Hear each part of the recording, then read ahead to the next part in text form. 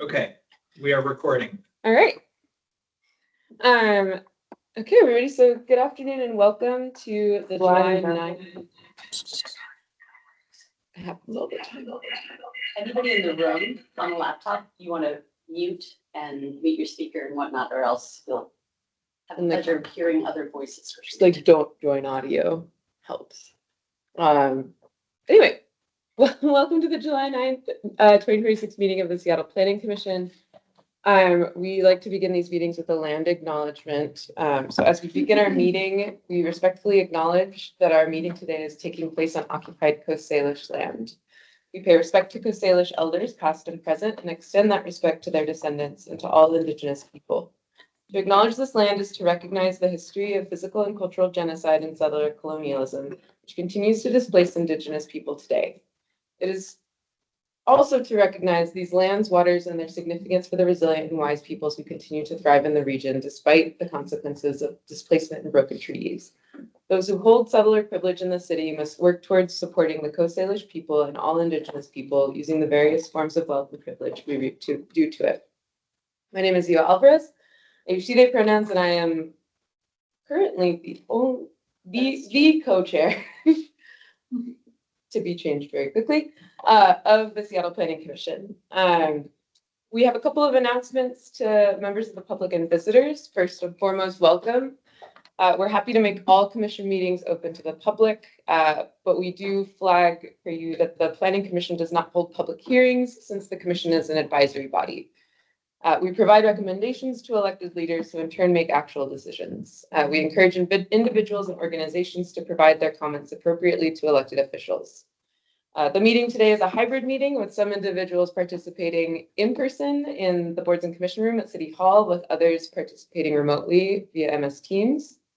And as such, there are always, hiccups and processes, so we roll with it. I'd like to invite, or to begin the meeting, I'd like to invite a commissioner to choose and briefly speak on one of our color brave space norms that they feel has a particular relevance to today's agenda.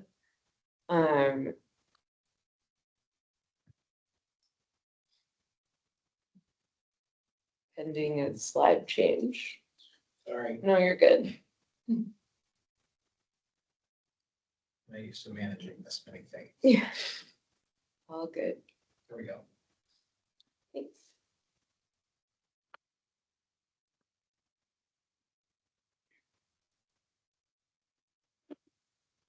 Someone wants to take on one of these.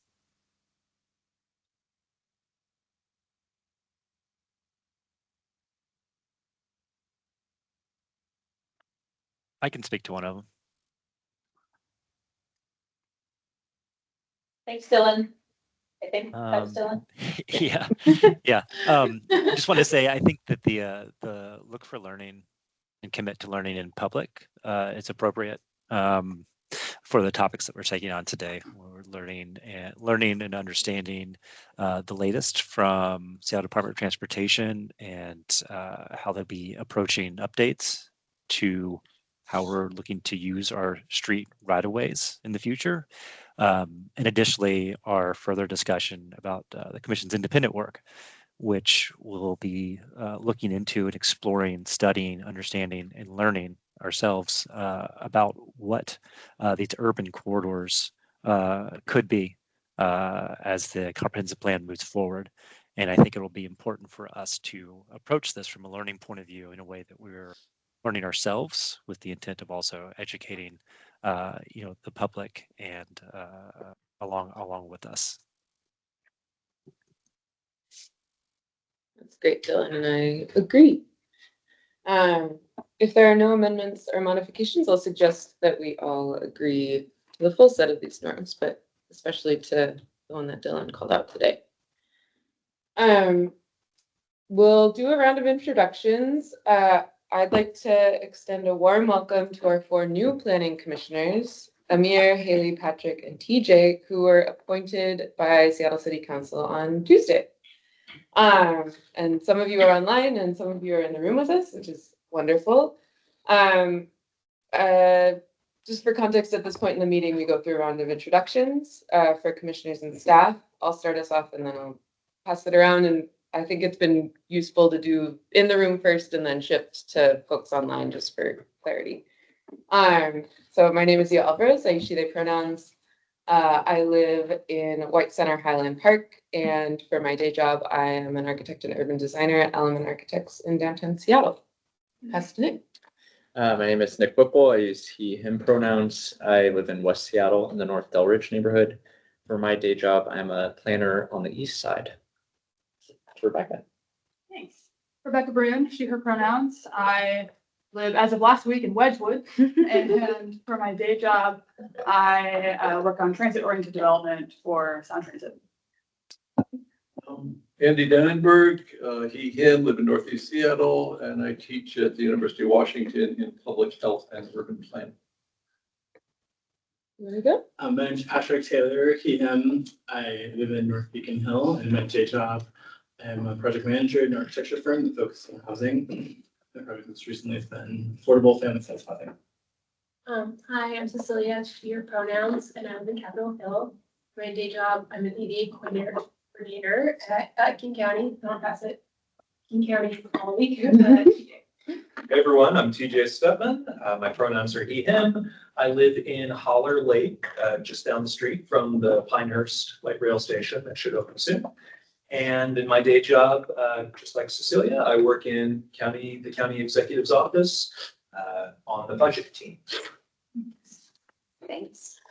Dylan, do you want to kick us off online? Dylan G.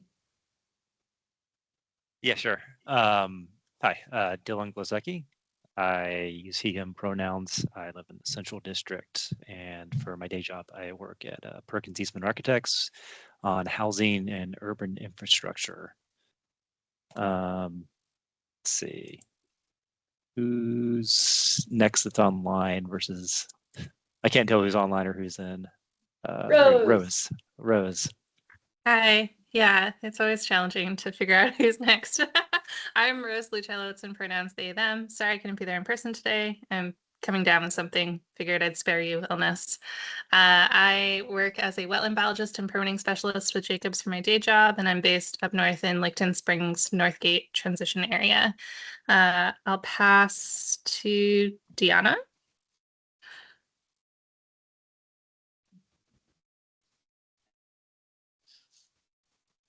I don't think she's with us. Oh, Well, she is. I just don't think your mic is working. Mic's not Deanna. working. Yeah. Maybe Dylan S. Hello, everyone. Sorry, my camera's not working on Teams, so I apologize. But I'm Dylan Stevenson, he, they pronouns. I live in the International District, and I am an assistant professor in urban planning at the University of Washington. And I will pass it along to Haley. Hey everyone, nice to meet you all virtually. I'm Haley Karcher. I use she, her pronouns, and I am an enrollment and planning analyst with Seattle Public Schools for my day job, and I live in Columbia City. I'll pass it to Amir. Hi everyone, this is Amir. I use he, him. I live in the Broadview neighborhood up near Carkeek Park, and I work in sustainable infrastructure and data center developer for hyperscalers. And I'll pass it on to Aditi. I think we'll move to staff, but thank you. Go ahead, Robin. Robin McGonigal. I use she, they pronouns. I live on Vashon Island, and I am a longtime staff to the Planning Commission. Hi, everybody. I'm John Hoy. I'm also staff to the Planning Commission. I use he, him pronouns. Vanessa. Thanks. Good afternoon, everyone. My name is Vanessa Murdoch. I use she, her pronouns. I too am staff to this fantastic Planning Commission. And I do want to note that Deanna Quintanar is on the call. She is a Planning Commissioner. She is a multimodal transportation planner, designer, jack of all trades. So thanks, Deanna, for being here. Sorry, your mic isn't working. And I will turn it back to Sia. Great. So on our agenda today, we have two items.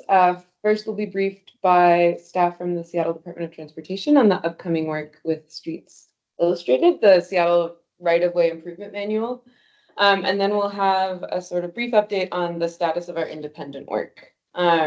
Before we begin that, we'll approve our June 11th, 2026 meeting minutes. So I'll ask for a motion to approve. Nick moves. And we'll need a Second. Rebecca seconds. Are there any changes or amendments to the meeting minutes? Seeing none, all those in favor, please say aye. Aye. Aye. Opposed? Aye. Sorry, speed running. And any opposed and any abstentions? Abstain. Yeah, all the new people are welcome to abstain. And then the last, there's a couple of things in between this and our agenda items, but just to update folks, our next Land Use and Transportation Committee meeting is canceled. And so the next meeting on the calendar is the full commission meeting scheduled for Thursday, July 23rd from 7:30 to 9 a.m. And that'll be a virtual meeting, so on Teams.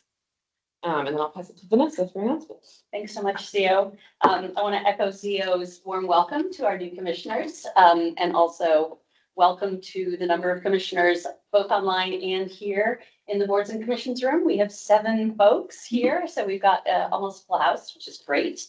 As we are in a hybrid meeting, we ask that commissioners use the chat function of the Teams platform, not for substantive comment, because members of the public calling in won't be able to have access to that, but rather to be recognized to speak.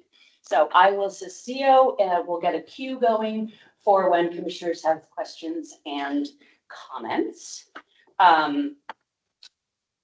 I also want to thank our outgoing commissioners. Our last meeting with Matt Hutchins and Radhika Nair, we didn't realize it was going to be the last meeting with them, so we were unable to say thank you, but I do want to thank them for their service, and please stay tuned for some farewell event to be scheduled.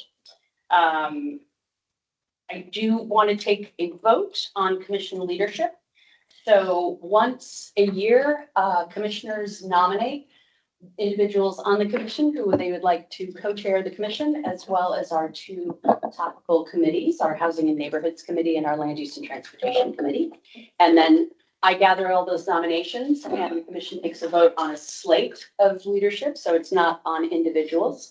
Our slate, as nominated by you all, by all the commissioners, is for Zio to continue as co-chair of the commission and be joined by Nick Whipple, and for Dylan Glasecki to continue co-chairing the Housing and Neighborhoods Committee, and Rebecca Broom to join him. At this time, we do not have any co-chairs for the Land Use and Transportation Committee. We will work with that committee, staff will work with that committee as the year rolls out to either have a rotating chair or for staff to step in. So at this time, I would like to ask for a motion to approve the slate and a second. Thank you, Cecilia. Second. Thank you. Who was the second? Zio. And then I'm going to call for a vote, noting that new commissioners are more than welcome to vote, but seeing that you're just 2 days into being appointed, totally fine if you choose to abstain. So all those in favor of the leadership slate, please say aye. Aye. Aye. Aye. Any opposed? Any abstentions? Patrick, TJ, I'll abstain. Haley. Haley. All right. Welcome new leadership, and thank you to our outgoing leadership who isn't here right now. So with that, we have no public comment. We welcome public comment. We have no members of the public on the call. I'm not seeing anybody. So with that, we can move on to our first agenda item, which Zio will introduce. Thanks all. Yeah, so our first agenda item is the briefing on the Streets Illustrated update. And please correct me if I pronounce your name wrong. But Aditi Kumbhaj, Gabriel CEO and Peter Samuels from Seattle Department of Transportation are joining us to brief us on the update to Seattle's right-of-way improvement manual. We have an hour for this agenda item. We ask that you leave like 20 to 25 minutes at the end for commissioner questions and comments, but other than that, welcome, and I'll turn it over to y'all. Great. Thank you very much for having us. So I am Gabriel here, and Peter here joining me, and also DT, who's our manager, is joining us. I'm going to share my screen so we can look at the presentation.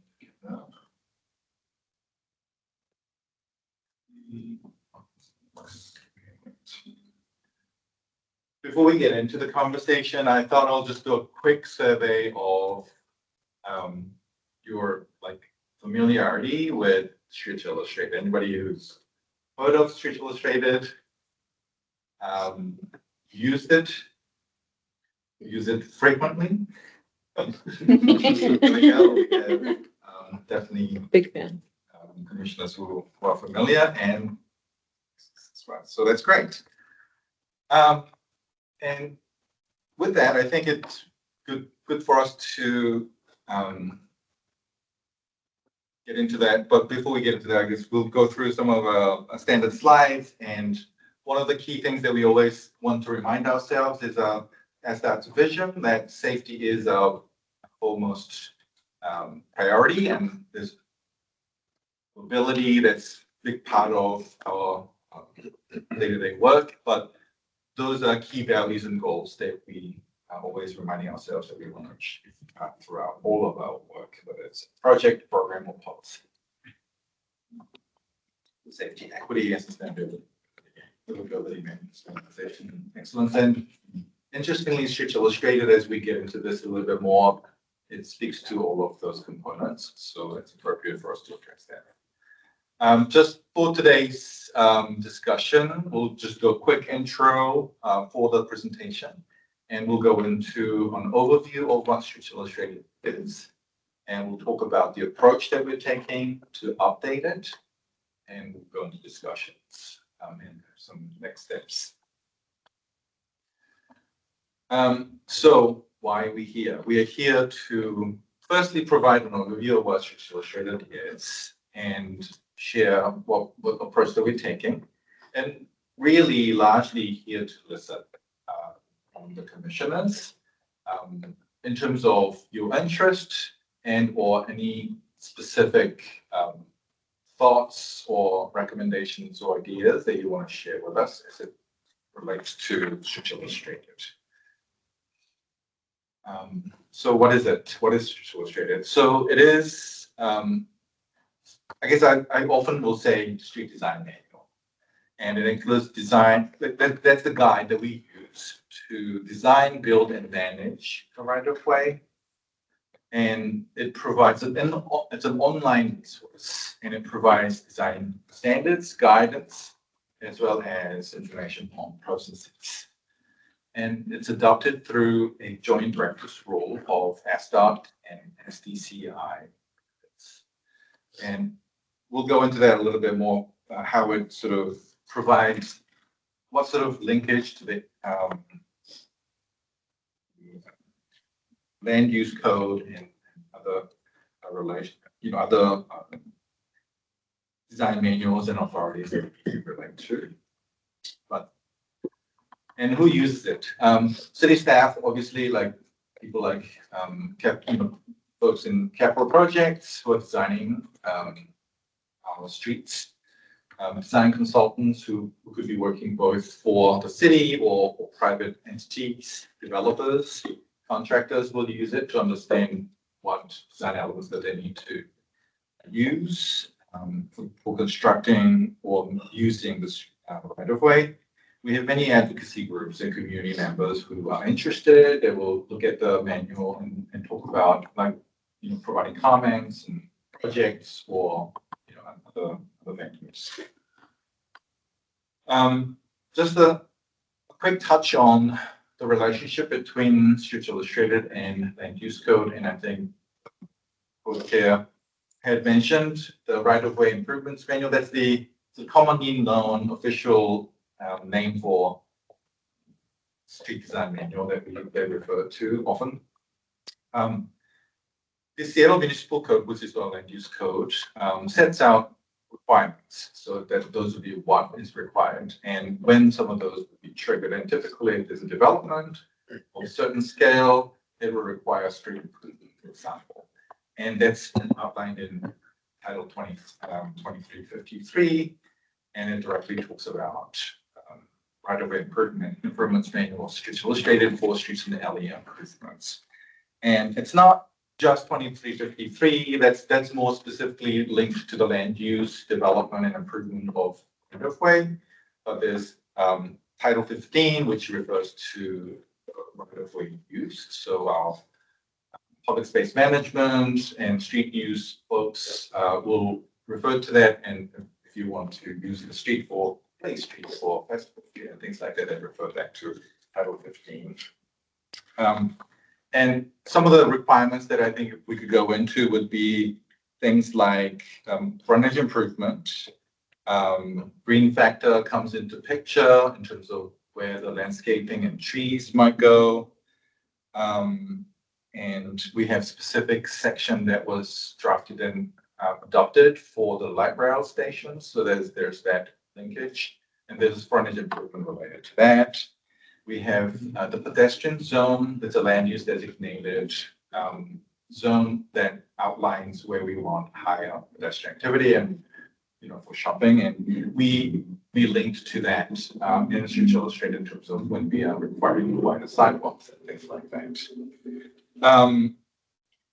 Different zoning provides different opportunities for downtown. We have specific maps for sidewalk widths, whereas the rest of the Seattle, we have standard width that we normally work, which is basically 12 feet, 6 feet wide sidewalk with 6 feet, including curb for landscaping. We have the comp plan, the One Seattle plan that was just recently adopted, which outlines the growth strategies, and it has impacts on some elements within street structure, which we'll go into a little bit. With that, Streets Illustrated has these street type standards, and these are designated through basically a matrix of land use and transportation classification. So whether it's principal, minor, collector, arterial, or non-arterial, and whether it's within the urban village, urban center, or now regional, urban, or neighborhood center, or in the MIC, or in your just urban neighborhood.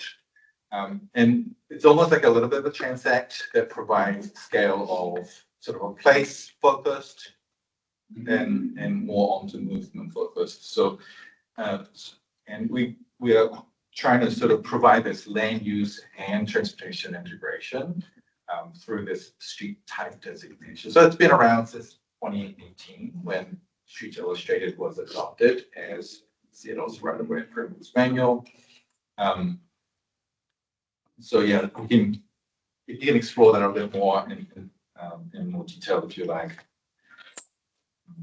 and you can ask me questions about those as well. And there's another big section on design standards. So these will be individual topics like sidewalks. What's the width of the sidewalk in which street type?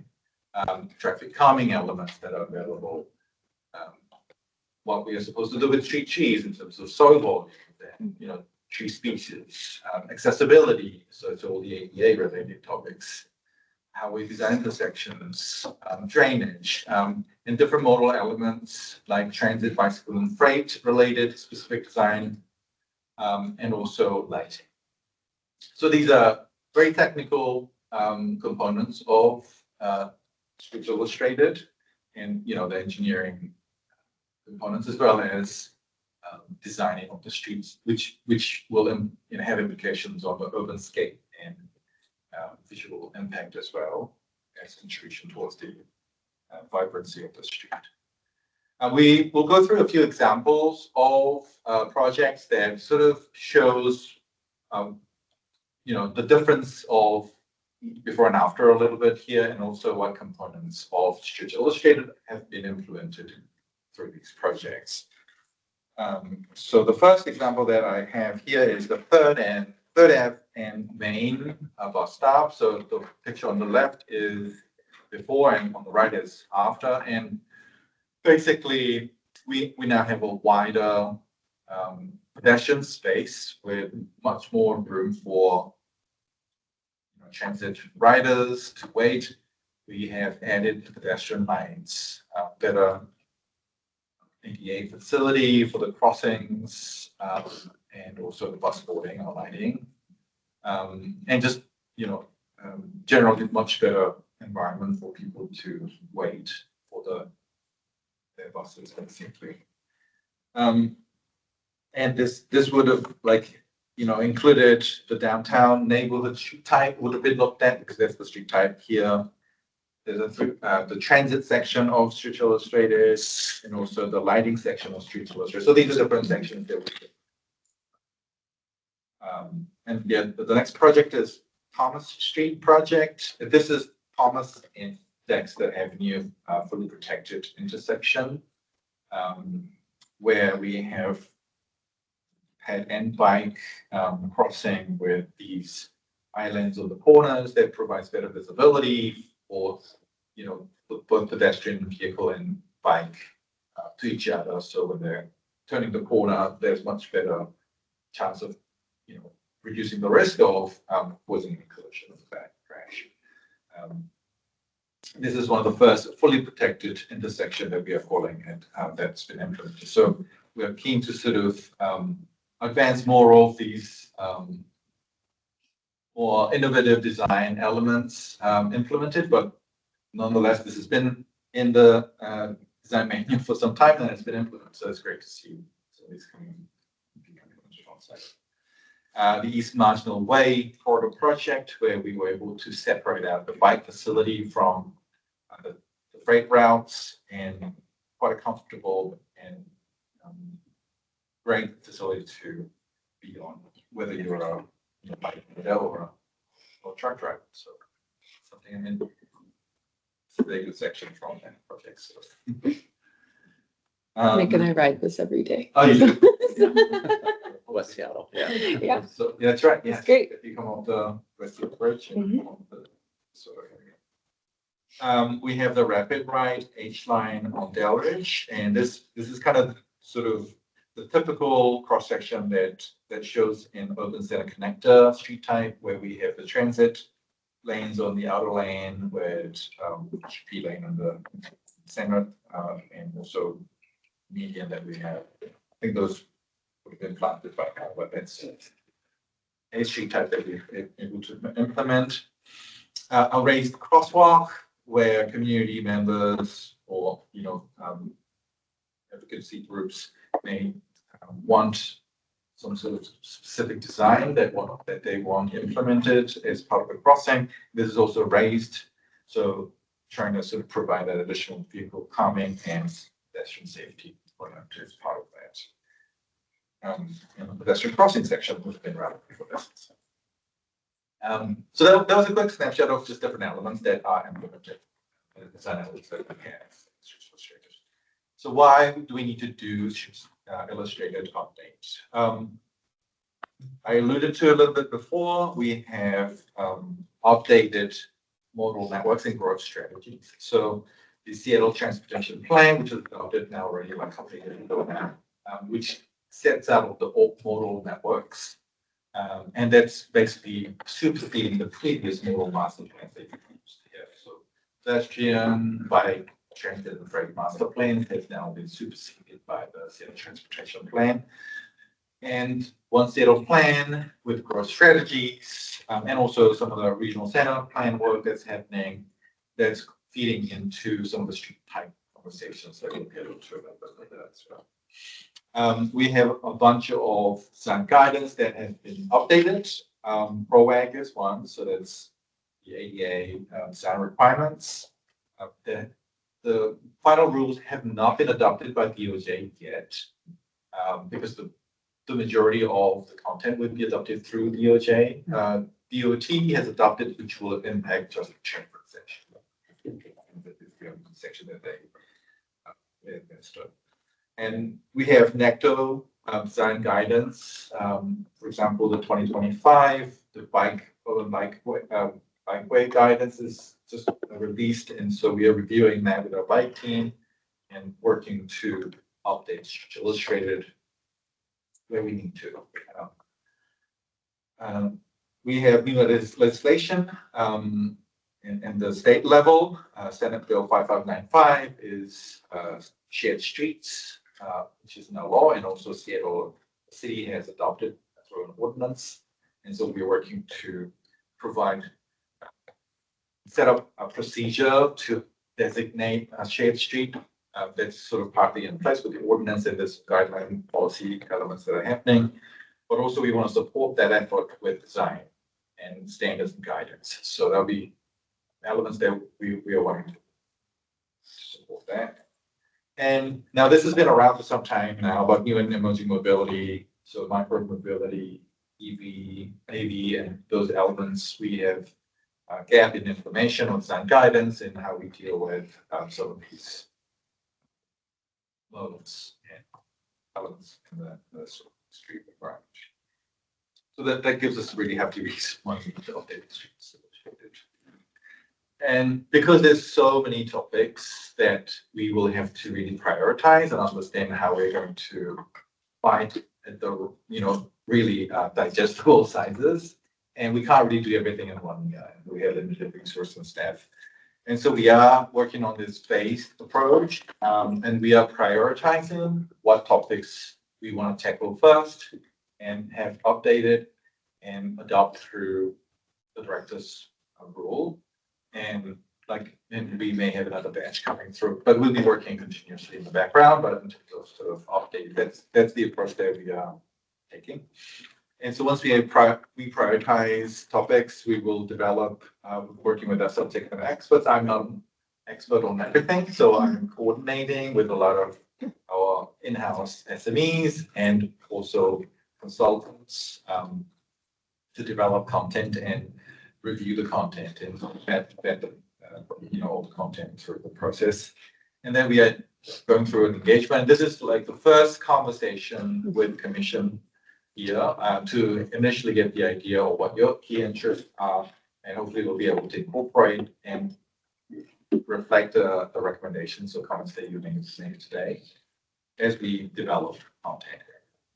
And as I said before, once we go through, we'll have to go through the CEPA process and go through the public notification process for the director's role, and after that, we'll adopt it.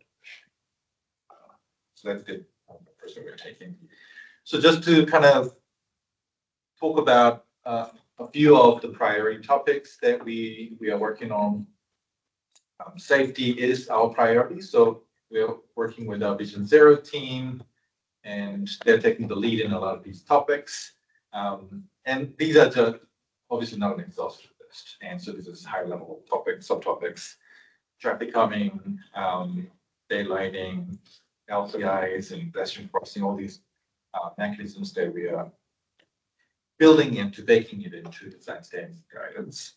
And accessibility is also a critical component. So we are working with our ADA program lead to develop content and clarification on programs, so what design is better and what we're trying to do best practice, and some new information in tactile surface indicators and different, not just truncated domes, but different mechanisms that we can adopt that are informed those folks with different disabilities.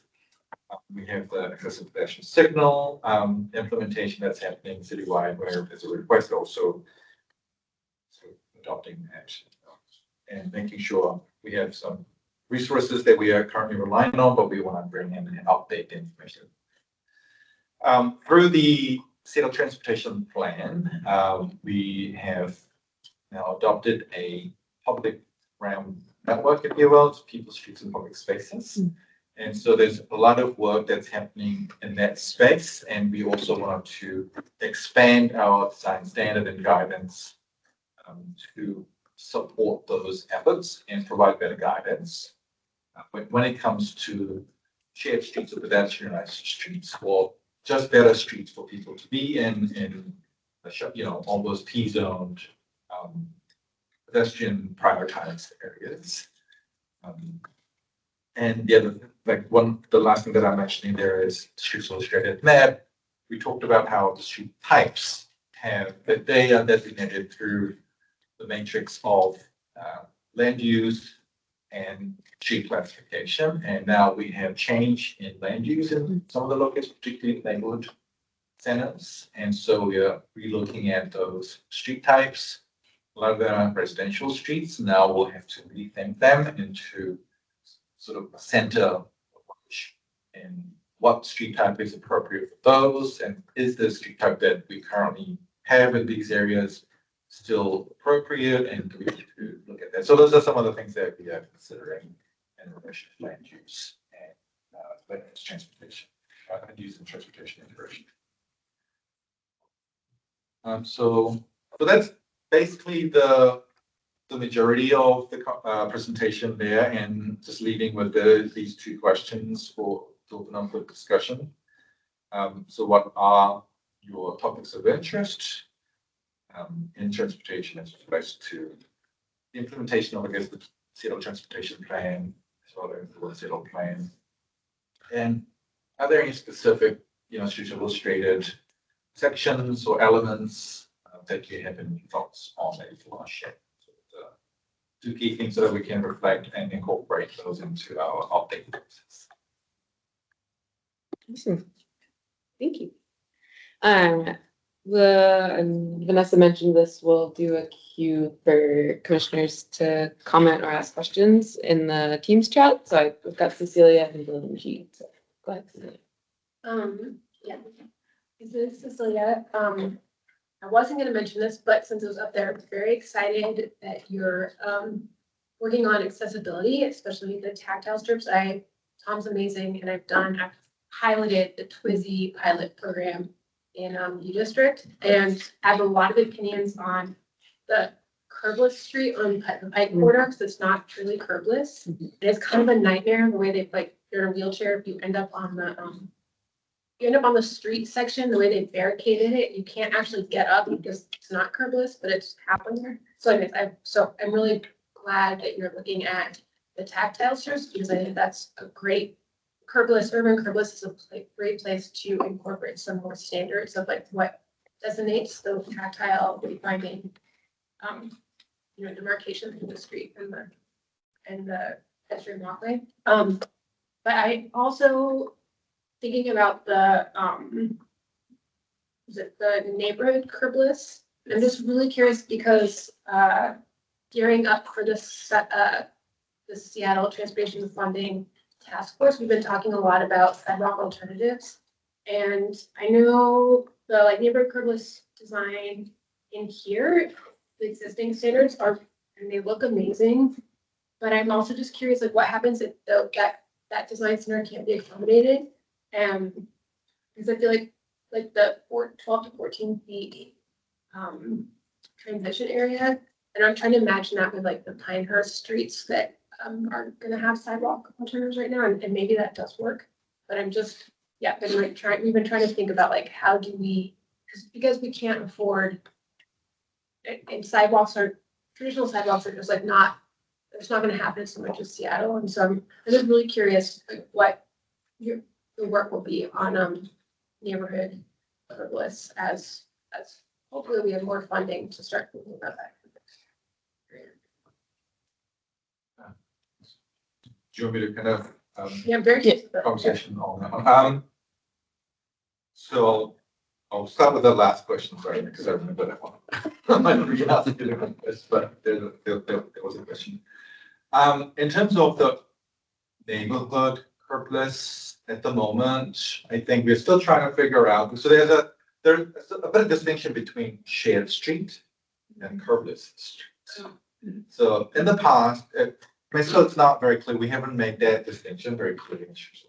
But shared streets would be where it's a designated space, street, where people are legally allowed to walk in the street. And so during the pandemic, we got around that issue of RCW where we does not allow the travel lane, if you have a sidewalk, was to close the street, technically close the street, saying, enable traffic only, and those are the healthy streets where we have closed it from sort of through traffic perspective, but still the residents have to go through. So from an operation perspective, that allows them to have people walking the street. But with a shared street, RCW now in place, and also ordinance, it allows people to walk in the street. Now we are in the background working on like what are the designation processes, what are some key design elements that we need to think about. This is all new legislation that we need to kind of figure out exactly how we implement it. But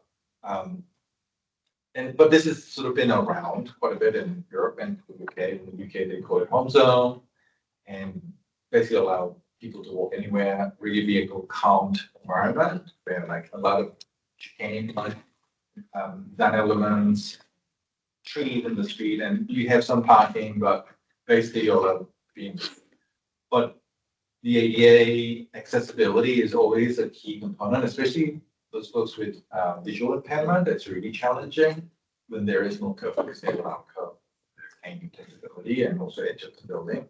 And so those are some key things that we are considering in terms of how do we accommodate all users, including those with visual disability. So that's shared street, whereas curbless doesn't necessarily mean shared. We could have a curbless like 43rd in New District. That's not a shared street. It's a curbless street, but it's a transit street. It has separated bike lane in it, and it's GSI, which takes up one of the room, and also it makes it a bit more challenging for that traversing movement of more casual traverse movement for people. And there are other international examples where there are specific shared streets where it's like a plaza, like environment, people are given priority, where there are the curbless streets, where it's not necessarily given priority to people. It's still same as curved street, but it's curbless. Yeah. So there's that distinction. We're going to try and make that distinction, that there are design options of doing curbless, but there's also this thing called shared street. And RCW specifically mentions the 10-mile-per-hour speed limit that we need to post. People are given priority. They have the right of way, and other folks in mobility devices, and then cars that follow the specific scale down. So with that, there's a special design, and we want to make sure that we are creating a safe environment, especially in the beginning. So then, we are kind of creating this reputation, and that's kind of partially my personal comment, but that's kind of the direction that we're trying to go to make sure that those streets are surely acting as shared streets. In terms of some of the outer sort of above 80th, all the streets where there are no sidewalks, I think there is around 350 block faces that SDOT is obligated to deliver through the levy. And so there's a lot of sidewalk projects that are crew delivered that are being worked on. And so that will be partly addressing some of that. But there's still a little bit of work in progress and figuring out in terms of the curbless shared and how extensive that shared space or shared street could be rolled out.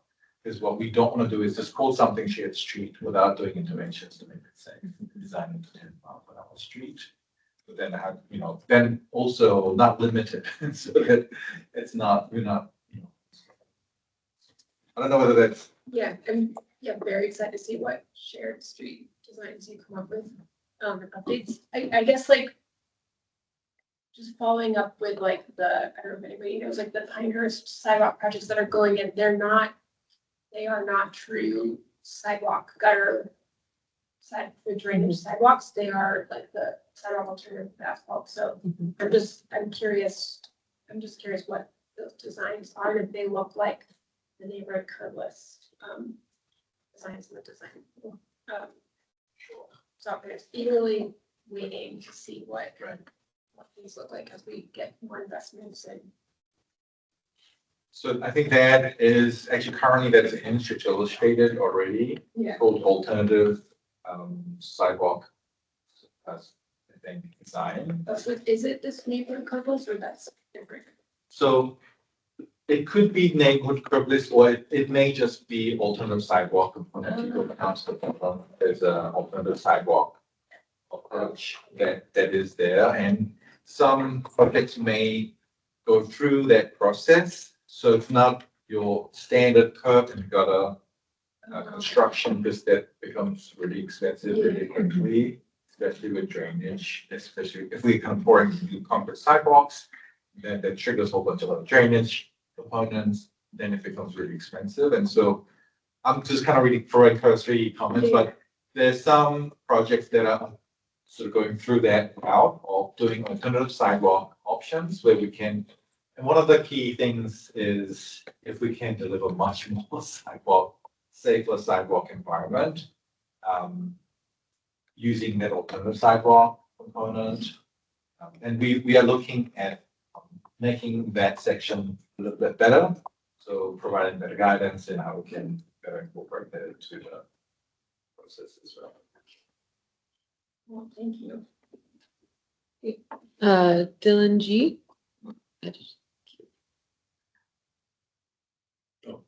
No, I have you in the. Oh, you have it, okay. Yeah. First off, really excited for the presentation. Excited to hear these updates. I've been biking around the city for the past 20-25 years. It's been really fascinating and exciting to see what's happened, especially in the past 10-15 years with kind of bike infrastructure. So keep that up. My question relates to, so you guys talked about why you're doing these updates, and I was just looking at the map, the Streets Illustrated map. It's really cool to see the neighborhood centers getting on there, and you're starting to see this network start to come together. And what we've been talking about at the Planning Commission recently, and also, of course, the mayor's office, and this sort of what feels like a place type that hasn't gotten as much attention as the other place types in the One Seattle plan is these corridors. And so curious from an SDOT point of view, when the One Seattle plan is talking about developing along corridors, along frequent transit corridors, and understanding there's a huge, there's many of them that are being proposed right now in the One Seattle plan. They're throughout the city. And there's been discussion, nothing formal, but discussions that we've heard that the mayor is potentially looking at expanding this idea of a frequent transit corridor, development along a frequent transit corridor, to include a block or two to either side, perhaps. So we go from the situation where we have a corridor with 6 stories on either side to not just the corridor, but multiple streets. And curious how SDOT thinks about what happens to not just those frequent transit corridors, not just those frequent transit streets, but the side streets. What sort of improvements do you guys foresee be necessary if we were to start seeing, 6-story apartments being developed on these smaller scale side streets adjacent to the main arterials? Has there been thought put into how this sort of a transect of you mentioned the transect, how this transect of streets that work together and run parallel in these corridors would change and shift in a way that doesn't break the bank, because there's going to be so many of these corridors proposed. So I'm just curious if there have been conversations at SDOT yet regarding how you guys, how SDOT, Seattle Department of Transportation, would respond with right-of-way improvements to support a huge level of added density at some of these smaller residential side streets, and if that's a conversation you guys have had yet. Thank you for the question. I have heard of that.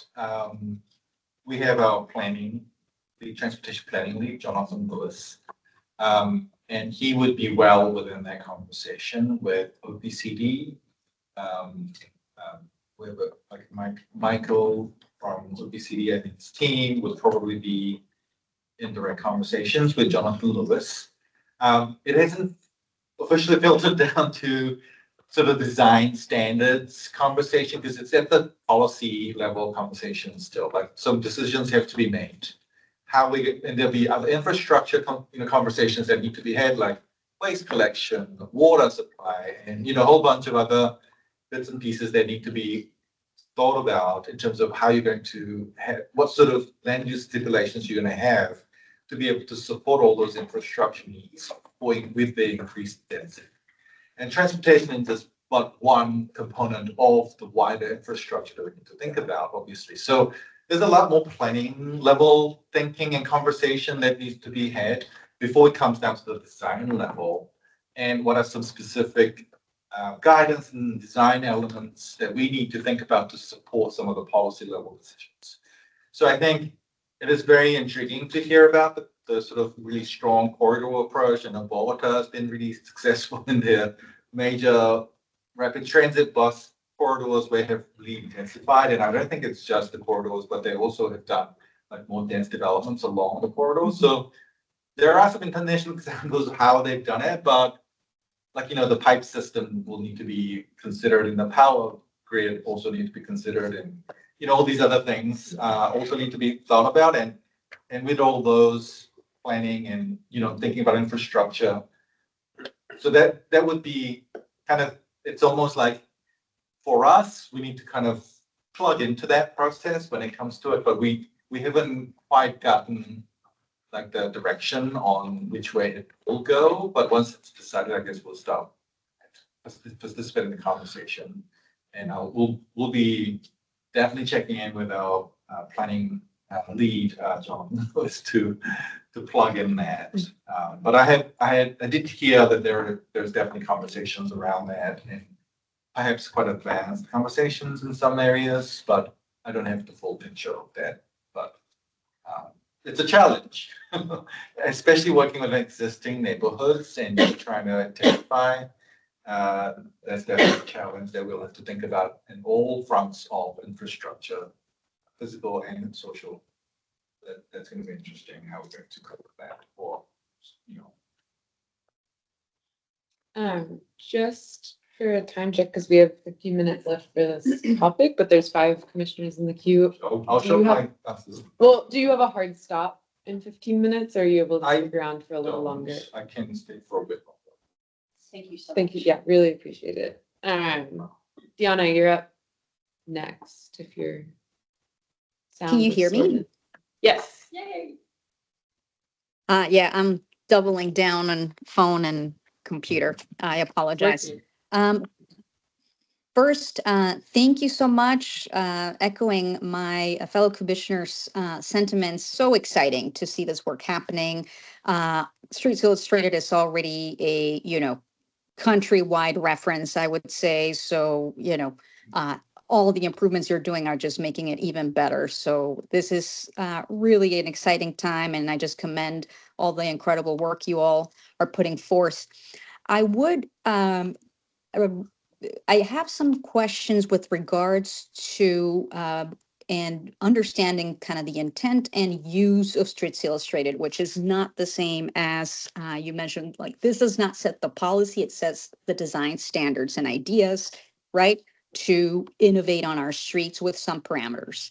And I was just curious, are you all considering a section with a trade-offs matrix, like trade-offs criteria matrix on allocating right-of-way, particularly on the corridors where it's challenging? And I believe that some form of hierarchy, subject to the type of road and what kind of right-of-way trade-offs should exist and be prevalent, would be incredibly helpful, I think, for the entire community of both designers, developers, consultants, et cetera, to ensure that ESDOT has a say in how you all would want the right-of-way decisions to be made. So that's kind of, it's more of a question / recommendation if it's not already there. Number 2 is in terms of the how to cross-link or supplement in other documents what in other cities they call, for example, lane reconfiguration guidelines, which are really the initial tool or evaluation or assessment to determine how much capacity a particular road is intended to carry and its opportunity, therefore, to reduce lanes and lane widths, et cetera. And is that something that it should be in Streets Illustrated as a first step? Is that something you all are thinking about? I have the opportunity to work with many cities around the country. And for example, Los Angeles has a very cool lane reconfigurations guideline that creates the policy framework that initially allows to remove lanes, right? And repurpose them to other modes. So I was just curious about that and if that lives here or somewhere else. And I could talk about this for hours, but I will be respectful of other commissioners' times. The last thing I just want to say is I am so excited to see commercial alleys. And it is a topic that the commission has explored in the past, given what a footprint of the public right-of-way there is on alleys. And hopefully there would be, more to rethinking our the use of our alleys other than just trash collection. So that I'll leave it at that. I have questions about curbside management, questions about slope guidance and slope design on the Streets Illustrated guide. I don't know if that's something you consider, but I'll leave it at trade-offs matrix, lane reconfiguration, or kind of how to justify removing lanes and capacity, and as time allows, anything else around commercial alley slopes guidance and those other creative cool stuff. Thank you. Thank you. Those are very salient points. Questions. I have, before I answer the first question, I want to kind of ask just maybe a clarification question to the question about the trade-offs. I just like it, could you maybe share an example of what you're thinking about, when it comes to practicing that trade, so that I can kind of maybe have a clearer picture of being able to respond to the question. Right. So, when you look at the function of a road and therefore its type, and you guys have created now that beautiful exhibit of that I kind of had it. I don't know if I took a screenshot of it, where you have just kind of like type of road, that one, thank you, perfect. So let's just imagine urban center connector, right? Or one of the principal arterials ones are the toughest ones to decide. Can or can I not include a dedicated bike lane? Should I give more space to the sidewalk versus a class 2 bike lane versus a class 4 protected bike lane, kind of how to decide like what fits, what's important, and what should be prioritized in the particular type of arterial that you have, to make it, particularly when it comes to freight corridor decisions. So the tension with freight is the challenging one, and understanding design trade-offs and right-of-way allocation decision making would be helpful for it to be articulated in terms of how ESSA would prefer designers, the communities, kind of the designing and consultant community to approach it. And so what I mean by that is it's kind of if-then scenarios of questions that you should consider and analyze when making a right-of-way allocation decision. Where there's like tension in how to distribute that space. So that's what I mean by a trade-off matrix, criteria matrix, to decide what mode and what type of facility gets precedence in that particular arterial type. You're speaking out day-to-day language on capital projects discussion.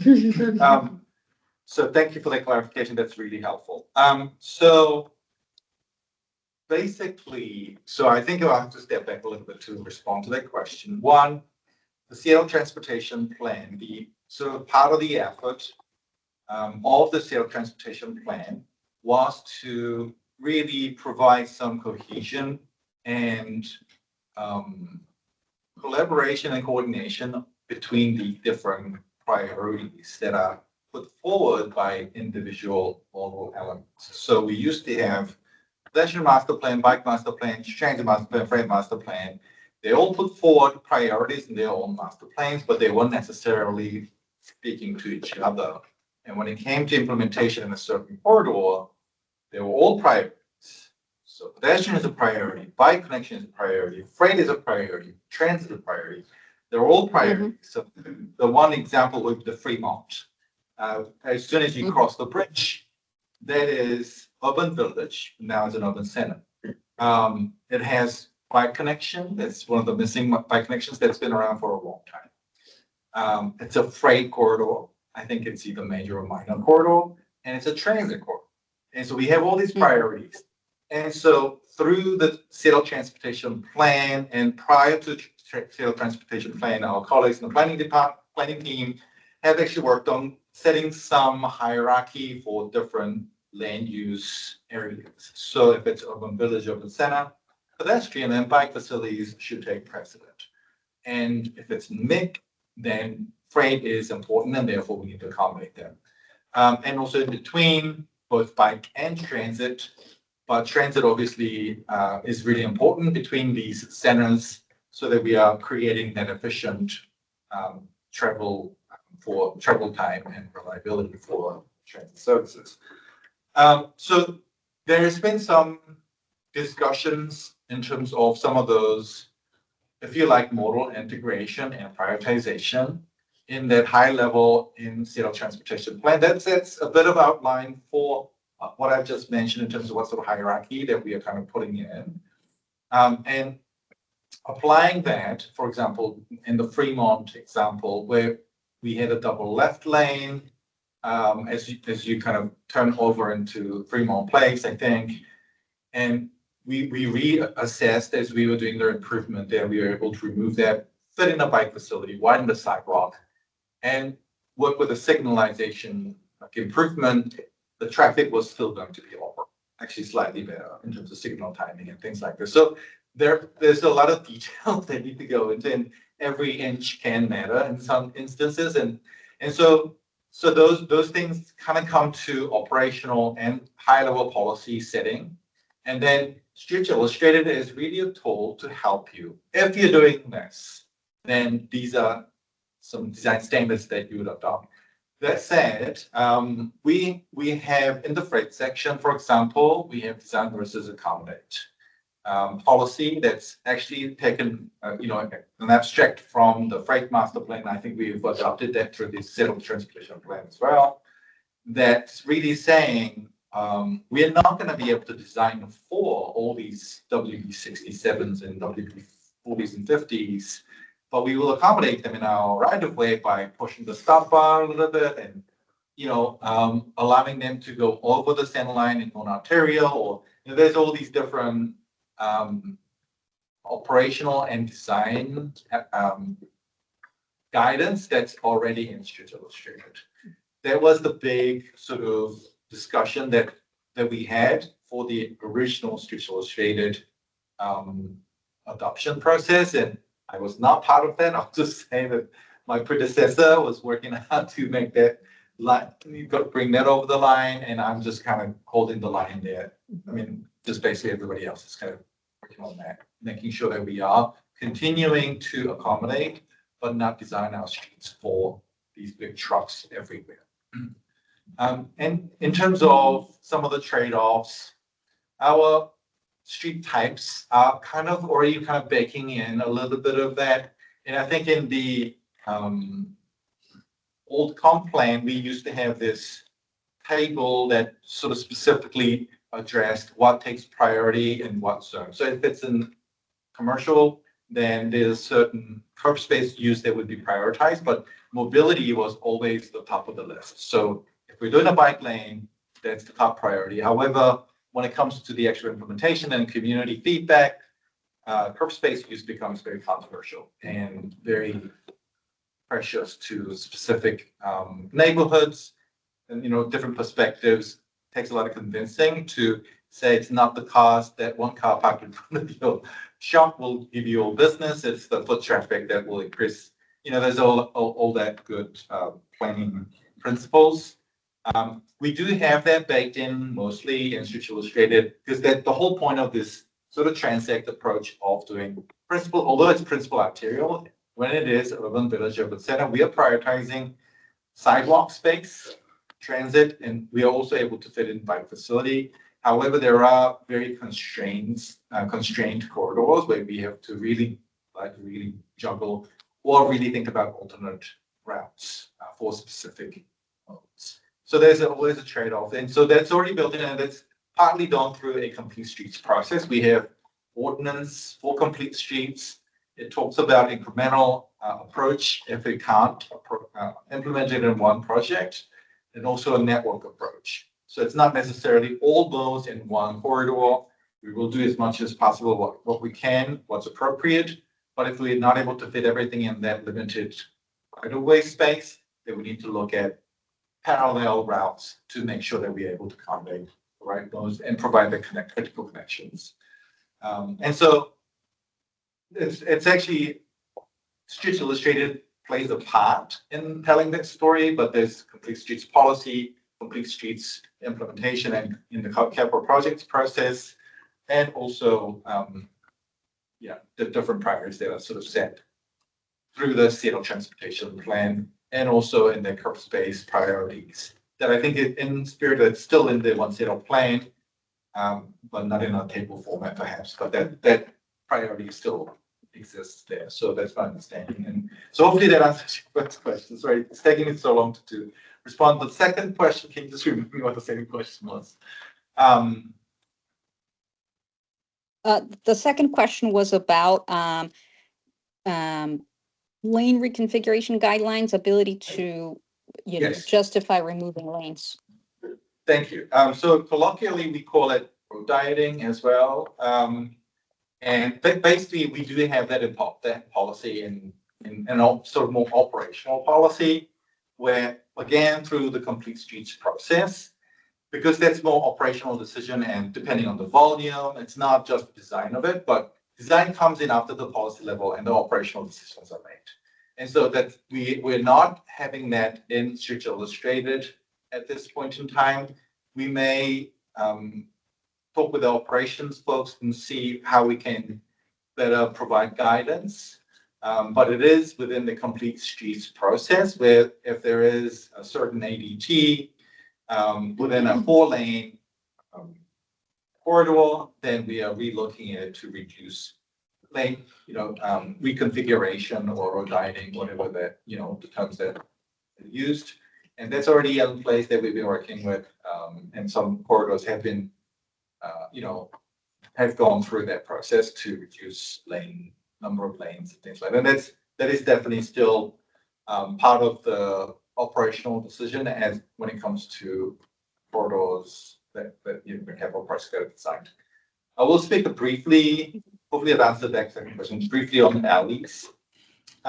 We have very strong voices in terms of freight delivery because the alleys are not just for waste collection, but also deliveries, loading, unloading. There's a whole bunch of other multiple layers of utility that's associated with that.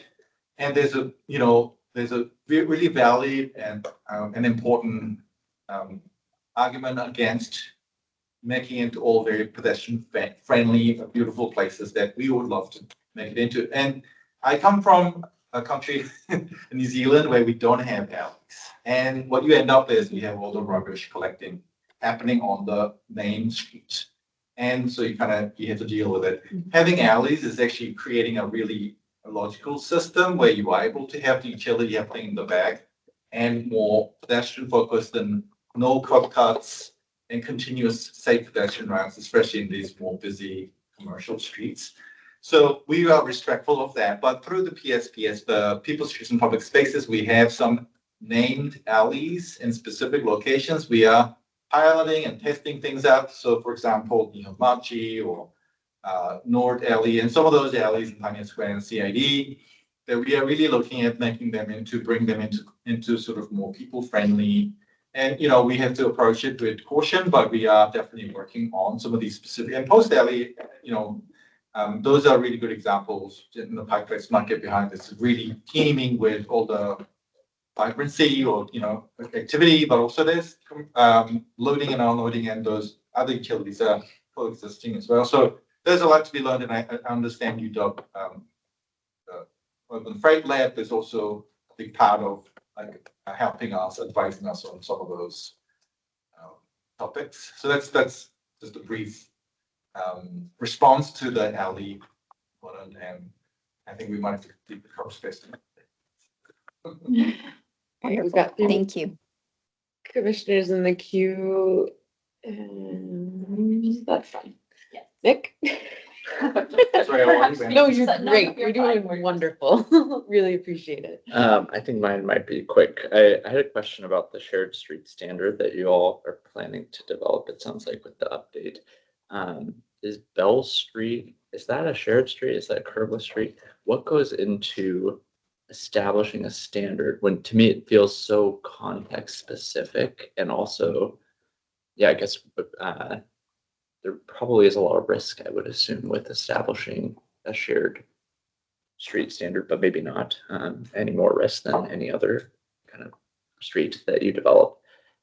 Was one of the questions. And then the other question I had too, which it sounds like maybe based on your response to Deanna, there's a lot of policy trade-offs that are weighed in on, or that you all have to get clarity on before you apply one of these street types. But I was curious, how planning for climate change as like a framework, and with that acknowledgement, recognition that vehicle emissions account for the lion's share of greenhouse gases in Seattle, and how does that sort of factor into which street typology gets applied, or how we're allocating some of our travel lanes, for example, to get at some of these other really important policy objectives we're trying to achieve as a city. I'll start with the last question again. If I forget Sure. this question, I'll ask again. So I think the bigger sustainability component would be really through the network approach and the Seattle transportation objectives, and there are metrics associated with greenhouse gas emission, vehicle mile traveled. Those are all metrics that are part of STP. Street Illustrated really is sort of bottom tier of how to implement some specific outcomes. So it's not really the place for addressing directly those sustainability questions, because it's really talking about the specific design elements that, so for example, we have extensive bike facility design components, which we are also, as part of the SDP, the bike network provides that increased and investment that goes with it. And so that's all part of the sort of trying to go towards fossil fuel, more active transportation, pedestrian network, public realm network. They're all part of contribution towards that sustainability goal.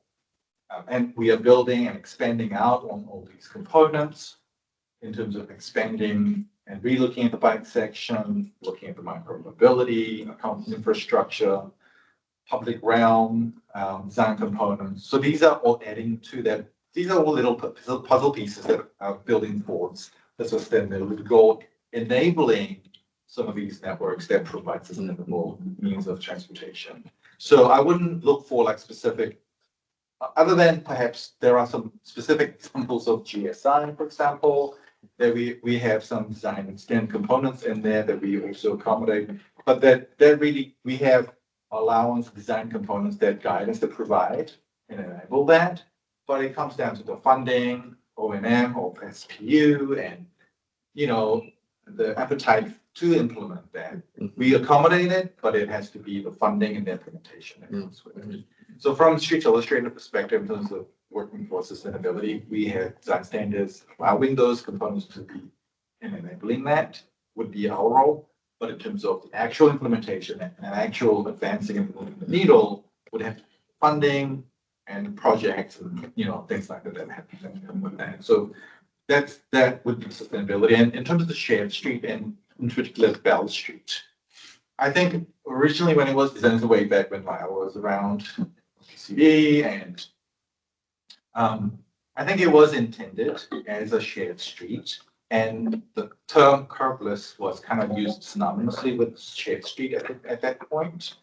And so I think it was intended to be a shared environment. And to make it a shared environment, curbless provides the best sort of infrastructure for more casually being able to cross and much easier transition for any able and people with mobility impairments. And so that's definitely one of the streets that we are reviewing as part of the shared street designation candidates. But obviously we'll have to go through and we have to assess, is this truly achieving the 10-mile-per-hour design? Probably ticks a lot of boxes because it's actually designed with that intent. But we just want to make sure there are some other components that we want to make sure in terms of how do you make sure that as you enter that space, that you're instantly now recognizing that, oh, now I'm in a shared street. I need to watch out for people. How do we make that transition clear? And so those are still some of the things that we may need to think about. But yes, that's definitely something that Bell Street's, even mentioned in NECTO design shared street guidance. And so I think it's definitely a prime example. There are some components that could be improved, like the edge delineation for visually impaired. It's not as contrasting, and in terms of the tactile detectability and things like that, there's still some improvements that could be made, but nonetheless, that's one of the best sort of curbless examples where it's close to being a shared environment. And Parks is actually operating as well as possible. So you're got a good jump on the shared street because of Bell Street, it sounds like. And it does seem like, I hear a lot of interest in, never know if it's Wooner for however you say it. That's a shared street. Shared street, yes. And so it sounds like there's a lot of interest in maybe deploying this somewhere else throughout the city, but no standard yet. And so you could see this potentially being applied in more places once the Streets Illustrated is updated with that standard. Yes. Potentially. Okay. That's kind of, we're working towards that. Okay. Andy. The short answer is fine. Do you run into situations where something innovative is prevented because the standard says you must do something, and somebody has a more creative idea, but to meet the standard, they can't do something more innovative? We have a deviation process. Okay. So we can, but within reason, and they've been pretty reasonable. Okay. And I actually sort of, I'm not on the signatory, but I'm part of that. And does that happen often, or is that rare? Yes, it happens. Like, so the east-west streets on Washington and Main, those are curbless streets, so they are really innovative design outcomes. And they had to go through a few deviation processes. We're trying to remove as many barriers as possible through the process as well. But that's, we do not. We have built-in mechanism to enable. Thank you. Patrick? A couple things. One, I'm really excited about the shared streets, as I think everyone is. And shared streets, pedestrian streets, we saw through the World Cup how great it can be to have spaces for pedestrians. One thing that I see, especially when you think about like alternative sidewalks, and this is how do you stop cars? And I think parking is like a state of mind. And so if you don't physically prevent people from parking there, someone will decide to park there. So just, I'd love to see the standards include barriers and bollards and all the things that parking on. As I just saw the other day in front of El Centro de Plaza Roberto Maestas, someone just parked on the sidewalk because there was nothing to stop them. I have a comment about under and over enforcement of Streets Illustrated and the ambiguity. I have two contradictory examples. One was I worked on a project that was a little 20-unit infill building, and the PASB said bring it up to standard, and the sidewalk was like 5, 10.5 instead of 6, and the difference between complying and not complying would mean like replacing the entire right of way around a corner, crosswalks, a SIP, probably killing the project and the housing went with it.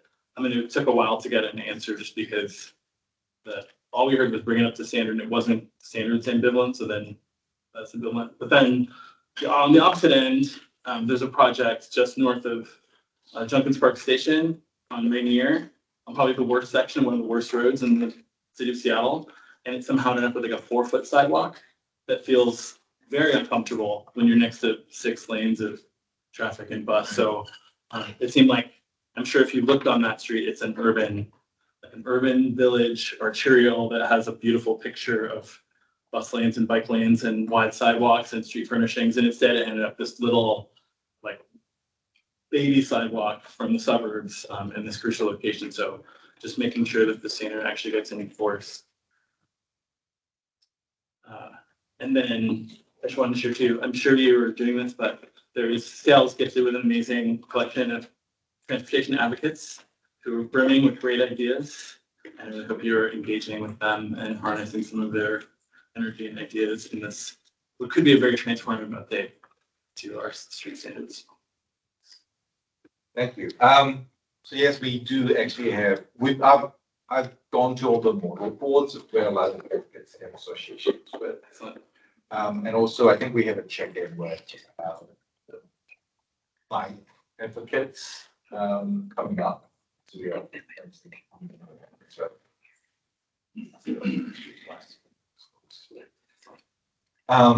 So it's one answer. In terms of some of the implementation, there are some complexities with land use required improvements and what triggers and what doesn't trigger. That's what FSC kind of that I was referring to. And also on Ontario's, there's some operational components where it's whether it be like freight or transit corridor and the right-of-way space, limited right-of-way space, and the development and so land use components. So we provide design guidance, but we need to have the hook back in SMC often. And so that's what enables or not enables certain outcomes in the sidewalk space. And so that's been a constant battle, and it's a real topic that we are still grappling with in terms of how do we make sure that we are getting consistent, appropriate sidewalk spaces in these environments. And so that's still work in progress in terms of what can we do to better enable the sidewalk components and street use. Obviously, administer our colleagues in street use and SIP and development review and those teams. They do, they're trying the innovative approaches as much as possible, but I think it's kind of coming down to what they are working with. Is I can't really speak too much into that without not understanding a better context of that, but there could be some operational decision elements coupled with whatever books we may bring in our head. Code components. But yeah, so there's some some unfortunate outcomes that we would wanted to have better outcome. So I acknowledge that, and there's a challenge there for sure. And so we are definitely, that's been a topic that we've been sort of discussing. And we will see how and where we can, but it may be a component in land use code. Some parts of it. If you want to get instant outcomes. Some, not all, but some locations. And in terms, when it comes to alternative sidewalks and those behavioral issues, it's actually interesting when it comes to shared street. In New Zealand, Auckland, we had implemented a few shared streets, and enforcement in early stages was so critical because people will it's like water, they'll just go. Where there's no resistance, they'll just park their car. And often we have to either enforce different ways or put additional barriers for a time initially and then start opening up. Because the whole point of shared street is more easier flow for people. Because there are mechanisms like frequent benches and other bike racks or trees to sort of prevent those vehicular misuse of space.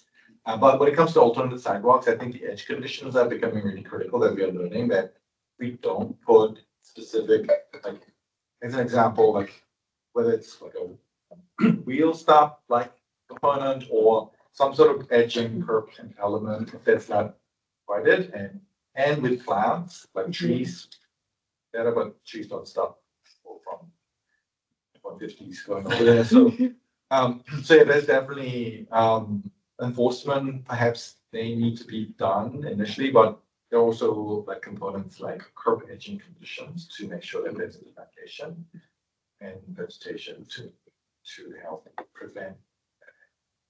And that's the capital project teams are very much aware of that, and that's one of the key. Not allowing vehicles to go. Watch rocks appear on the Yes, all Washington, the- on Washington and Maine at the corners as things have been driven into. Yeah. I just want to thank you so much. Yeah. You stayed 15 minutes over and really appreciate, the commission really appreciates the opportunity to get a briefing on something at the beginning of a project's development as opposed to when the ink is drying. So I just think I speak for the full commission. Thank you so much for your graciousness in answering all the questions and for the extra. I really appreciate it. And if there's anything else you want to ask or pass on in terms of any thoughts, then we want to be answered for you perhaps. Fantastic. Sounds good. Thank you. Thank you. Keep on.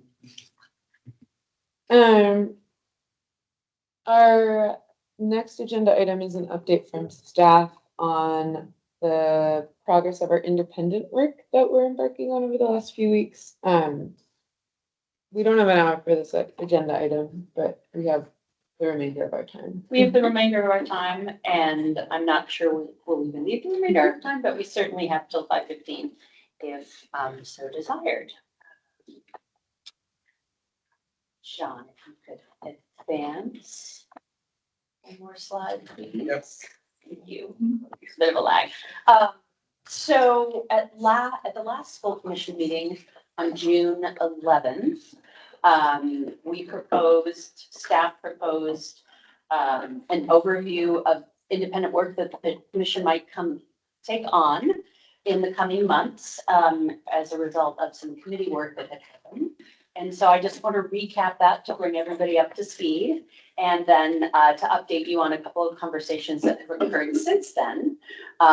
This item was originally noted as a working session on this project. And instead, it's really going to be more of an update because we haven't staff hasn't done a lot of work since the last time we talked about it, which was two days ago.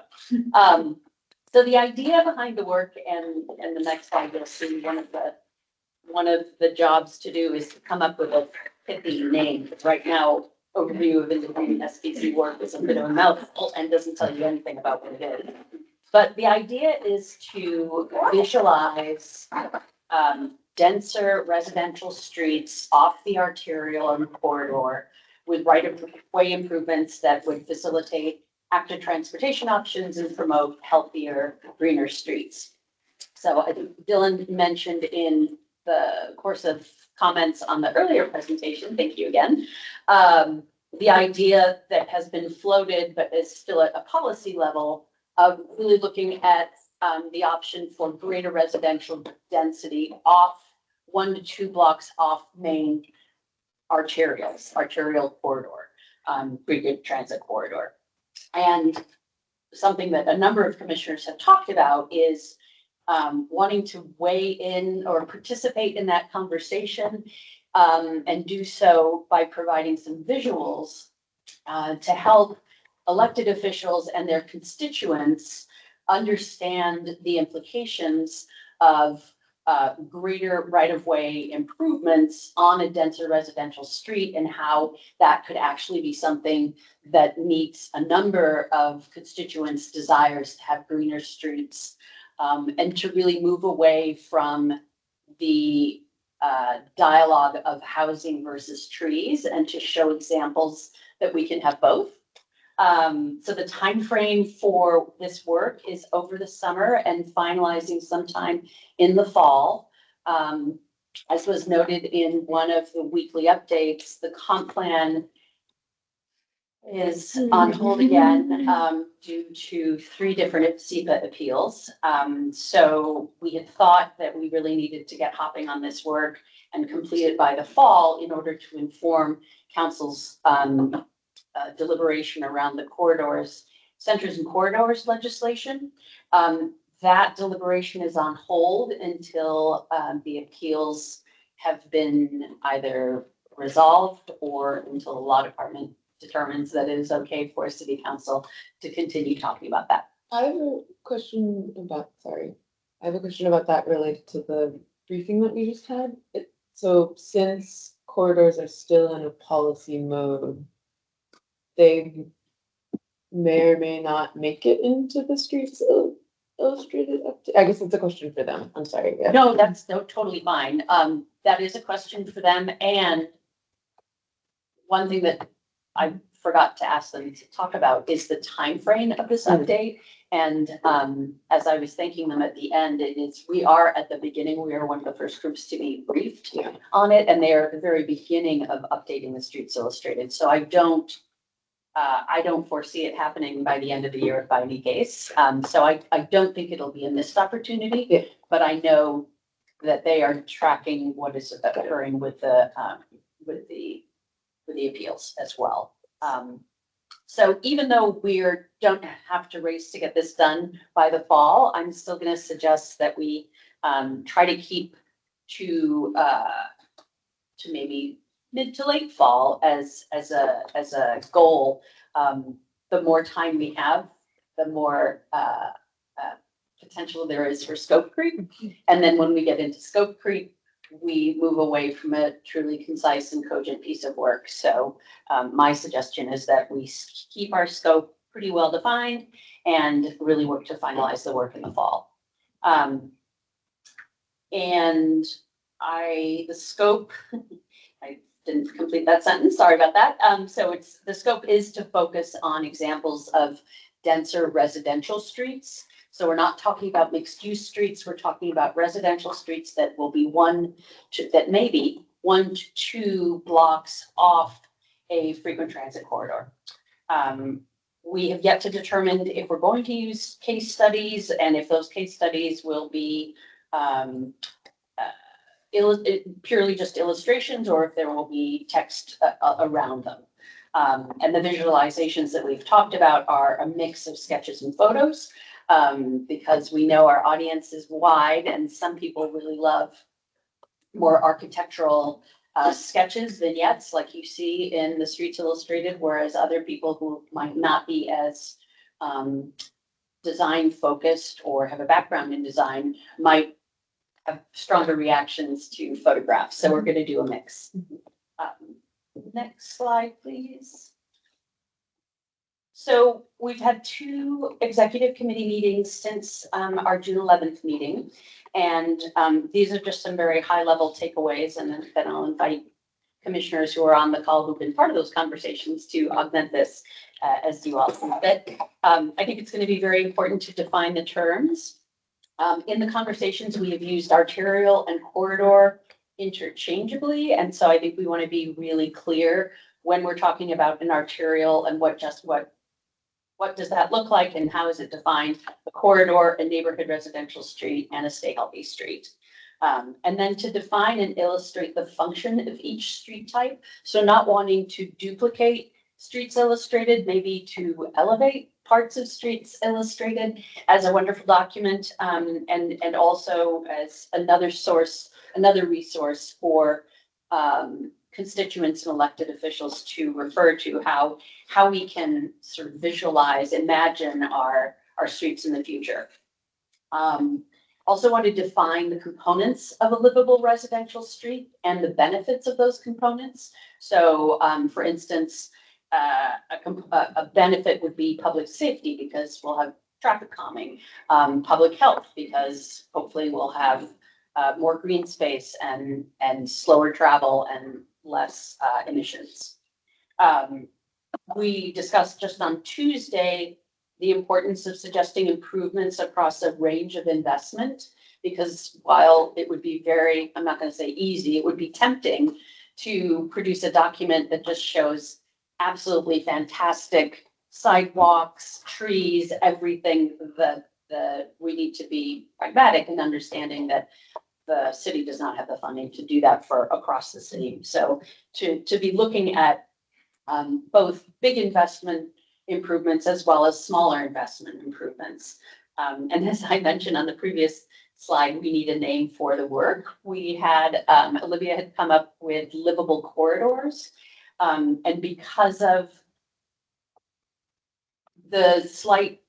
because of the ambiguity of corridor and how different people understand what is a corridor, I think we might want to have livable streets for people or livable streets for all. We had neighborhoods for all as our previous independent work, so maybe it's livable streets for all. And then we did go through a review of illustrations that were collected by Olivia and John and got some great feedback on those. So we'll be continuing to collect examples and then hone them as we get closer to finalizing the work. I've got one more slide, but I want to pause at this point to ask if any commissioners who are in the room or on the call who participated in these previous conversations have anything to add. And I knew Dylan was going to jump in. Go ahead, Dylan. Yeah, I think I want to be careful with the idea of calling it streets, because I think my understanding is that we're looking at more than just a street. It's a cluster. It's multiple streets, and so I want to make sure that that point comes across with whatever is the final name that we come up with. And I also say that corridors, while it is a ambiguous term, as of now, it would align with what's in the One Seattle plan. And I think we do want to link to the One Seattle plan. And this, I don't know if it's technically a place type, but they do use the term corridor in the One Seattle plan. And I do think we want to respond to that. And then I just put together a quick graphic based off of some of the illustrations that we saw today that I wanted to just show super quick for kind of what I had been thinking about. I don't know if I should share my screen now or I should wait. Dylan, if you don't mind just waiting, Matt also shared, Matt Yeah, Hutchins, yeah. Recently of the Planning Commission. He busted something out last night and sent it to us this morning. So maybe after Zio, if we can show Matt's sketch and then show yours, and I think that would be good food for thought. Does that I have make them sense? both, yeah. Yep, Okay. yep, I got them both. I brought this up in Tuesday's meeting, but I think especially since the body of the planning commission, like we all live in different neighborhoods that have very different residential typologies. I think as we head into this work, especially now that we have like a bit more breathing room for it, I think thinking about like the specificity of the residential places that we all live in and like bringing that specificity to this conversation. The piece that I shared in Tuesday's meeting is like my neighborhood not every street has sidewalks and we don't have curbs. We're not necessarily curbless streets. And so the way that I think my neighborhood would respond to a transect that shows all of those things is not necessarily, I don't think it necessarily feels as relevant. And so as we think about residential streets, I think being able to acknowledge the different kinds of residential streets in the city would just like lends like credence to what we're working on. So that's it. Thank you. That is an excellent point. I think especially as we are thinking about this as a document that is not only for electeds, but for electeds to use as a resource in responding to their constituents.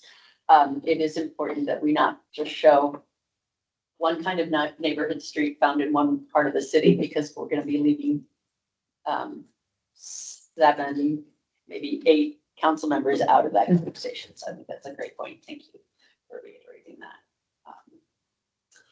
John, if you could go to the next slide, and then I'll ask Dylan to share his screen. So this is an example, and I can send it out to everybody. This is what Matt Hutchins had whipped together last night, I think, or this morning. And for me, it was really helpful following our conversation on Tuesday at the executive committee of, are we talking about corridors? Are we talking about neighborhood streets that are going to remain zoned neighborhood residential, which does have up to 4 stories as a build out? And I think this graphic really nicely shows kind of the progression of how you step down from a transit corridor or just a corridor. And Dylan, great point on, I made a note to myself to look up in the One Seattle plan how they define corridor. So if we are going to use the corridor terminology, I think we want to be upfront in the document of defining it, because I think it means different things to different people. And for people who aren't as familiar with the One Seattle plan, they might think a corridor is Aurora, as opposed to like Finney Avenue, just as two different very corridors. So corridor, Matt's suggesting here, you know, can we, through development standards, can we actually create more green space through courtyard housing types, then stepping down to a neighborhood street that would be adjacent to either the corridor or the courtyard, and then the least dense of the examples shown here is the neighborhood residential street, which is going to have, for the foreseeable future, a mix of existing development, which is 2 stories, in some cases 1 story, and then redevelopment in those neighborhood residential areas that will allow, per HB 1110, up to 4 stories. That's our neighborhood residential, formerly referred to as single-family housing zoning. Dylan, why don't you go ahead and share your screen, and then we can chat. Yeah, so Matt's is awesome. Mine is just a couple clips from the presentation we just saw. So just wanted to also appreciate what he put together. It's great. It's really helpful. So what I threw together was I took Matt's, and then there's a couple clips of this matrix that we looked at, with the idea being that the urban village main street would be like kind of this standard frequent transit corridor. And then what we've been thinking about is what happens on these side streets, you know, and then I clipped in a couple that seemed appropriate, narrowed down side streets that still have decent amount of residential density shown on them. And then this neighborhood yield street that probably shows a little less density than maybe we would like to show. But just to start to think about what is it that we're talking about? What is this sort of transect of street right-of-ways that we're thinking about? And this started to help me visualize it a little bit, with Matt's as well, kind of linked up here with similar sort of street types. And again, just to kind of highlight this again, and like Diana pointed out, the Streets Illustrated manual is really great. It has a bunch of really awesome graphics. I think we can really use that to help ourselves visualize what it is we're talking about. And I think what seems to be missing is just putting them all together so that you're not just looking at one right away at a time, but you're really looking at basically a section of a neighborhood, starting with this sort of corridor. So just wanted to kind of share that and point out, you know, that there are a bunch of great graphics that I think start to get at what we're talking about. And what's missing, what's kind of to Zio's point, is like what happens when we don't have, you don't have sidewalks, you don't have a curb, but we're still going to build, you know, a 5-story residential building. How does that start to play out? You start to have like a partial sidewalk for a couple parcels, and then it goes back to just you know, gravel. So something else for us to think about as well, because like we said, we don't want to make this perfect or propose this perfect sort of cross section and leave out, you know, a third half the city that doesn't have this infrastructure built out yet. Yeah, I even sorry. I'm just gonna go. I'm done. chair. I even think the urban village main, I think there's like different levels of that, right? Like I look at, they showed the Delridge example, which is half the examples they showed. I was like, I use this every day. But the Delridge example, which I think was intended to be sort of and is very much so an improvement on the street that was there, but like doesn't consistently have a bus lane, only has a bike lane in one direction for part of the corridor. And a lot of that is because of, you know, constraints on that are arterial, for lack of a better description for it. And also the geography of Delridge as a valley is super unique. But I think there's like a couple different flavors of this, and I think especially given the diversity of geographies that commissioners are coming from, I think bringing some of that specificity to this work would be really useful. And I think to the extent that we can like have a couple of very different specific transects, that would be good. To that point, I was just refreshing myself on what the corridors are in Southeast Seattle, and a lot of them are just 2-lane roads. Right, yeah. 15th Avenue South, 31st Avenue, Renton Avenue, they're just a 2-lane road with 2 lanes of parking and maybe a uphill bike lane. They're not like there is no transit. Yeah. Like not a lot of right of way to work with. Right, and I think my understanding of the cell that the commission is sort of coalesced around is like you can add density to these kinds of streets and it's not a bad thing and it's not like to the detriment of the neighborhood character. And so I think, yeah, like trying to be cognizant of that as we move into this work feels like it's going to be really useful, because I do think Streets Illustrated is incredible and like NACTO's work is incredible, but it often is focused more on spaces that are more dense than a lot of these residential areas are, and therefore roads that have been designed at wider rights of way than these areas are. And so just like keeping an eye on that.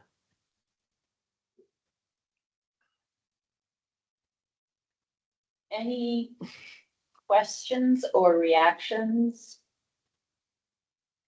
What's your process for getting a name? That's always the hardest. So the last large piece of independent work the commission did, Neighborhoods for All, it was probably about a 1.5-year effort. And I think we came up with the name at 1 year and 5 months. Okay. So It'll I think we keep, every time we talk about it, we throw out ideas, and my hope is that at one of these meetings, somebody's gonna say something and everybody's gonna be like, yes, that's it. Or, just by last man standing, people like, fine, just call it this. Refrigerator magnets. Right. But certainly open to ideas. I think, and for our newer commissioners, and for commissioners who haven't been through the process of developing independent work, the culture of the commission when we're developing independent work is very iterative. So when we talk about the work, it will typically be at the executive committee, and all commissioners are invited. Not everybody can make it. I understand that. So what staff tries to do when we do talk about it is do a brief recap of where we are in the process and what we've decided, so that iteration is great, but not if we're revisiting the scope 12 months into the project. So yeah, it's fun. It's really fun. Can I ask a question? So not being familiar with how independent work unfolds, is this originating from the planning commission based purely on the interests and priorities of this group? Or is there any indication from the audience for this work that this is of interest or requested? And as we iterate, is there any point at which we communicate to that audience the work that's happening and give them an opportunity to inform some of those iterations? Or do they receive a finished product without having been involved in that process? That's an excellent question. And I can speak from my experience. I've staffed the commission for 12 years, 12.5 years. Typically, the independent work of the commission has come from the commission. I believe there was one research we were asked to do by Councilmember Burgess 10 years ago on large lots. And we didn't produce an independent piece of work. We just did the research and provided it to him. So typically the idea comes from the commission, and it kind of comes through reviewing something like the One Seattle plan for 5 years, and certain themes emerging, and certain commissioners really saying, I'm passionate about this. This is what I think we could be a real value add. In terms of working with our electeds, I'll reference the Neighborhoods for All report, which if you haven't taken a look at it, it's on our website. It basically brought into question why so much of the city's land was zoned for single family zoning. And instead of kind of coming at it as single family is evil and wrong, we're like, wouldn't it be great if there were more housing opportunities throughout our city? And here are some examples of how that could work. We shared that work with council members who we thought with whom it would resonate. We didn't really put them in a review capacity. It was more like, hey, Councilmember Morales, we're working on this. Is this of interest to you? Yes, it is. Councilmember Mosqueda, does this sound interesting? Yes, it does. Councilmember Strauss, what do you think? I'll think about it, you know, so we don't really put the electeds in a review capacity, but we do let them know it's happening. Yeah.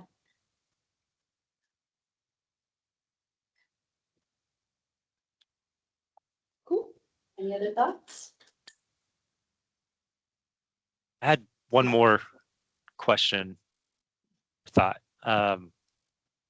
They mentioned Jonathan Lewis with SDOT had been thinking a little bit about corridors potentially, talking with OPCD. Would he be somebody we could talk to at some point as we're looking into this work? Definitely. So John and LUT former co-chairs did meet with Jonathan Lewis and Megan Shepard from SDOT on an every other month basis, just to check in and be like, hey, what are you working on? Is there something that would be of interest to the Planning Commission? We have a great working relationship with Jonathan. He meets, I know, regularly with Michael Hubner, who is the lead at the Office of Planning Community Development for the Long Range Planning and the Comp Plan. I think our next meeting with them, I'm looking at John, is September, but we can certainly reach out to Jonathan before that.